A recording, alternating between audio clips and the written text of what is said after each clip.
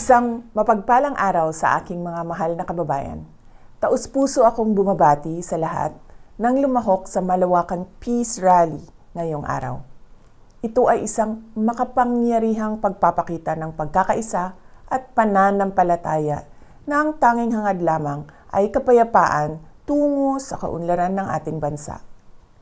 Nagpapasalamat ako sa ating mga kapatid sa Iglesia ni Cristo sa inyong patuloy na pagsisikap na maghatid ng pagkakaunawaan at pagkakaisa sa ating mga kababayan. Sa gitna ng tumataas na presyo ng bilihin, kahirapan, at iba pang suliranin, ang isang mapayapa at nagkakaisang Pilipinas ay hindi kailanman matitinag at paulit-ulit na aahon sa gitna ng hamon ng panahon.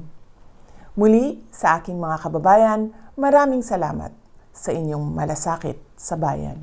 Mabuhay ang sambayanang Pilipino.